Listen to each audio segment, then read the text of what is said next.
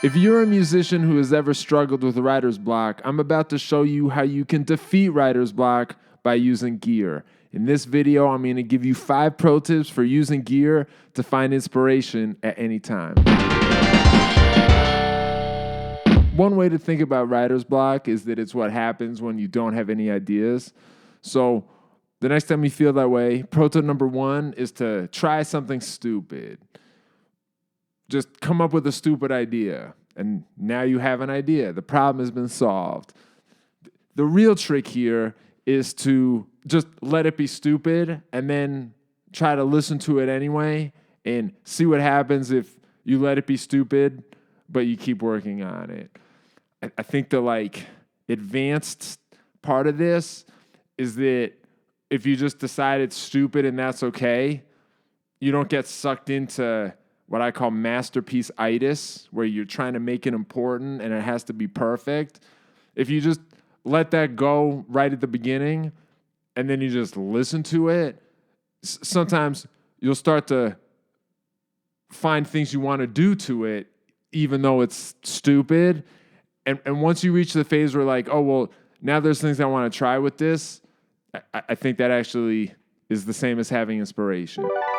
So for this video, the stupid idea I decided to try was I took the MP10 from Franklin. This is just a piece of equipment that lets you run a microphone into guitar pedals. So you can take an XLR cable, plug that into this, and then run a 1/4-inch cable out of it and basically turn XLR into 1/4-inch and run a microphone into pedals. That's what it does. So my stupid idea was, what if I ran my guitar into my amp modeler the way I normally do, the Strymon Iridium. This is what I use as an amp. But what if instead of running my guitar into it in the normal good way, which is you just plug a cable into the guitar and then plug that into the amp, what if instead I just mic'd my unplugged electric guitar and then ran the mic'd sound of my unamplified guitar into the amp? What would happen then? And just to be clear, I use this microphone I'm speaking into right now. I use the SM58. It's like sort of a who cares microphone. And I didn't even take the pop filter off because we said it was going to be stupid, right? And I didn't even try to find a good angle for the mic. I didn't try different angles. I didn't try to point the microphone of the guitar in a way that I didn't listen to different ways of doing that. I just set up this microphone stand in the stupidest possible way, mic'd my unplugged electric guitar, ran it into my amp. This is what it sounded like.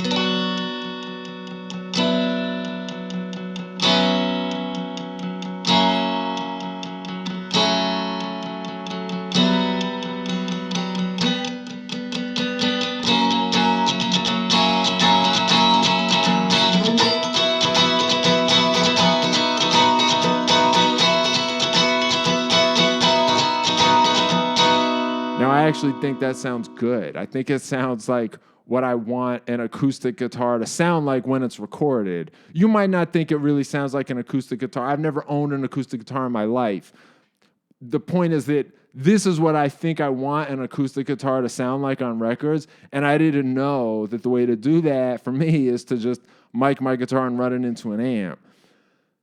Then I was like, well, I wonder what would happen if I combined that with my normal guitar sound. Like if I just plugged my guitar into my amp with the exact same settings and then I double tracked myself, how would that go? The result ended up sounding heavy in this really clean way that is not my normal style. But there was like a spanky, clean heaviness to that double tracking that is definitely something I'm going to use now. And I never would have found it if I didn't try something stupid.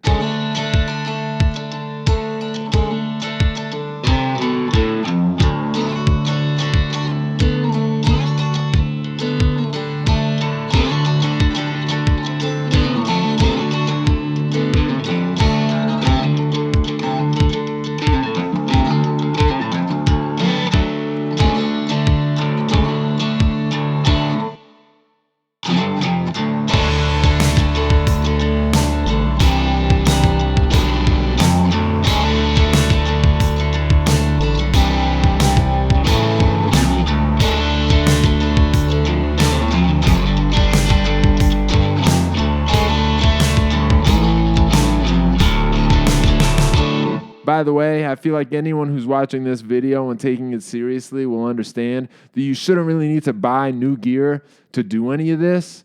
Like, you can probably find a way to do every pro tip in this video with the gear you already have. But if you just don't give a fuck and you're going to buy new gear anyway, I'll get a small commission if you use my affiliate links to make the purchase. I'll put the affiliate links in the video description. Money! Pro tip number 2 is use randomness. If you have any piece of gear that can do anything randomly, use that. In this pro tip, randomness is doing the thing that stupidity is doing in the first pro tip, which is that it's a way to get outside your own head. So in this case, we're going to let the gear that can do the random thing make some of the decisions for you. And then once that happens, all you have to do is listen to this thing that's happening that's like outside yourself and react to that. And I think once you're listening to something and reacting to it, that's when inspiration happens. So for this pro tip, my random thing is going to be the Vongon Replay Synth. This has a random arpeggiator in it. So if you play a chord, it'll randomly pick out the individual notes of that chord. But what I did this time was I set it to be monophonic, so it can only play one note at a time. And I set the arpeggiation speed to be really fast, so that it's like each note is sort of fighting with the next one to get chosen. And if you play a chord like that, it ends up sounding like a cassette tape getting fast forwarded. Now, I'm the kind of guy that would fantasize about what it would be like to make a song where the chords were just a cassette tape getting fast forwarded.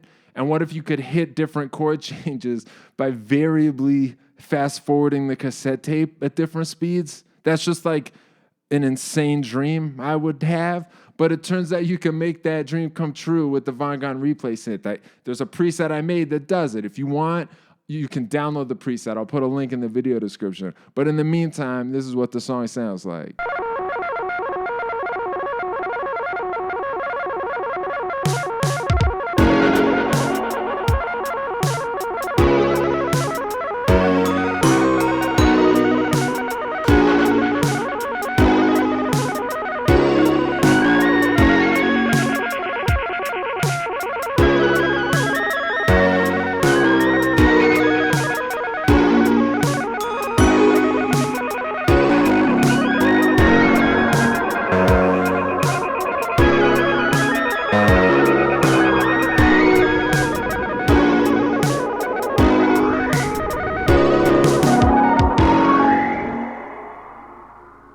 Pro tip number 3 is take something you hate and then try to use it in a way that you don't completely hate.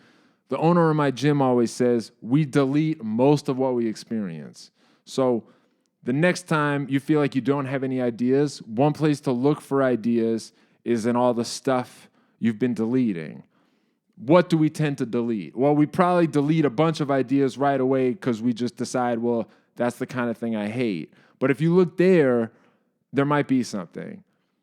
And in this case, if you try to do it in a way you don't hate, you'll be listening to it for what it is and trying to find some version of it that you want to complete, or some version where you're like, well, maybe if I did it this way, I wouldn't even hate it quite as much. Or maybe I would hate it more. Either way, you'll be listening and reacting, which is what I keep saying is where I think inspiration comes from. So for this video, I had to pick something I hate. I picked wah-wah pedals. Do I really hate wah-wah pedals? Hate might be too strong a word.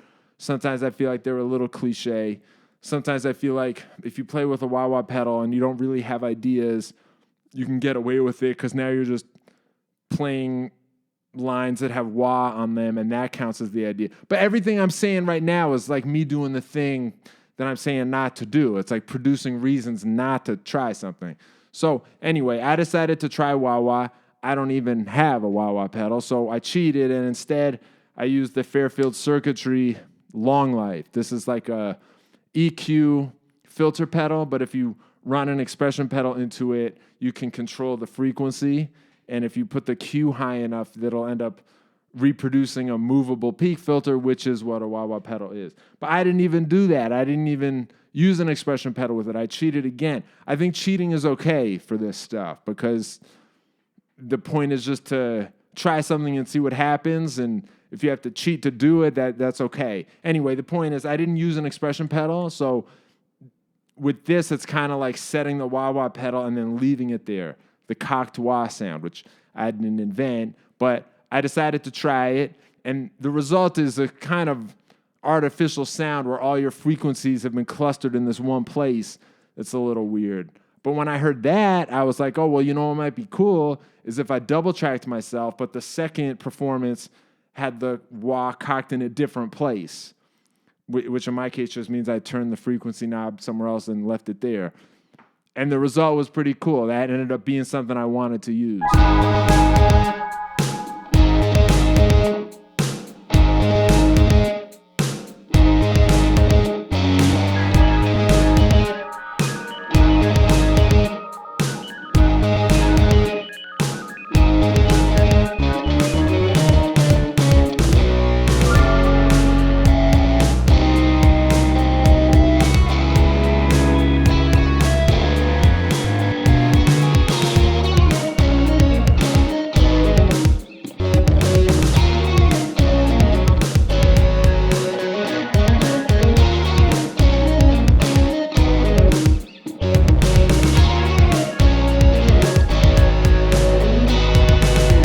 Now, some of you might be thinking, does any of this really count as inspiration if the guy in the YouTube video is just playing cover songs?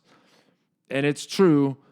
I didn't write any of the jams I came up with in this video. I mean, all of them were interpretations or my own little arrangements. They're like original renditions of cover songs, but they are cover songs. They're not material I wrote. So does any of it really count as inspiration if I'm not even producing original songs?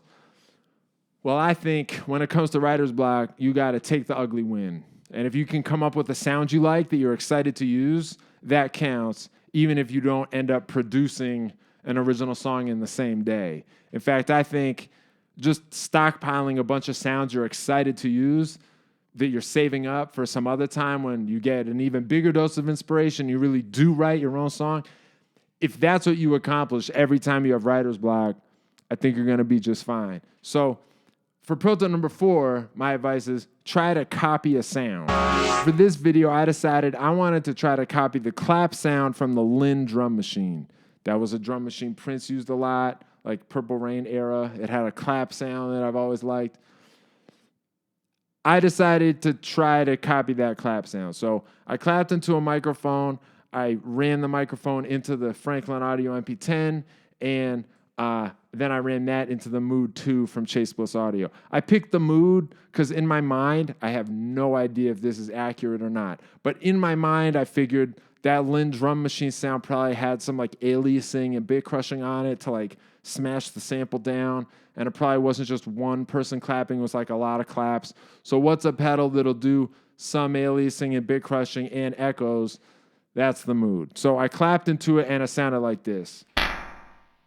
Now, I don't know how Lynn that was, but I thought it sounded cool. But then I was like, oh, I wonder what a snap would sound like.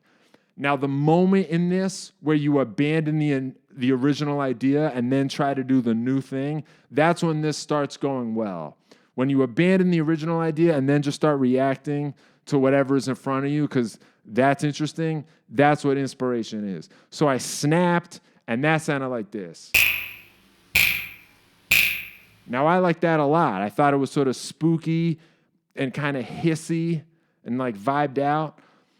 But a lot of times when things are noisy and there's like a noise floor issue, one trick I do is that I'll just bring in one of my NASA samples and put that there as a noise bed. I have a bunch of NASA samples on my computer that are just like recordings of people at NASA talking to each other. Discovery's 4 computers now have primary control of critical vehicle functions. I don't remember where I got these. I've had them on my computer a long time, and maybe it was from freesound.org, maybe. I'm sure if you looked, you could find them. Anyway, some of them are also like transmissions from satellites that have been like pitch shifted into the audio range, and they have file names like 584795 main _ Saturn _ radio _ waves. That one sounds like this. So sometimes if I have sort of a noisy sound that I like, to mask the noise issues with the sample, I'll just bring in a NASA sample and let that be part of it.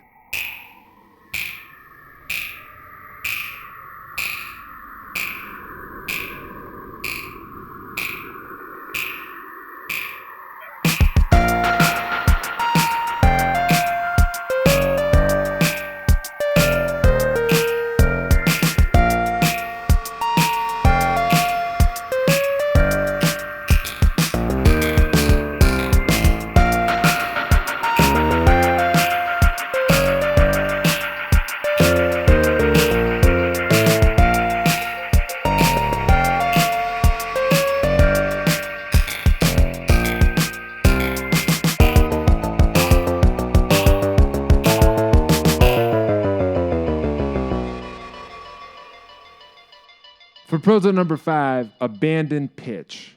What I mean by this is using the gear you have, try to find some way to produce a sound that is not a note.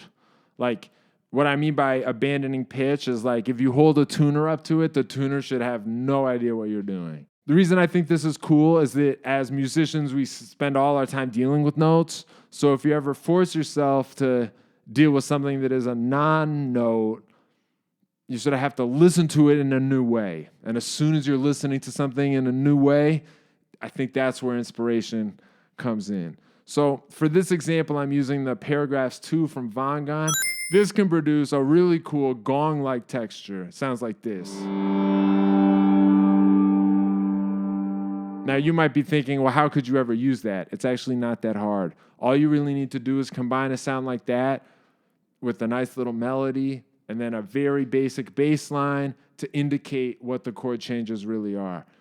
If you just use those 2 other ingredients and you let the weird atonal sound be what it is, the weirdness is going to force people to listen to the melody and the bass notes with like extra desperation. And I think that can sort of create a powerful listening experience.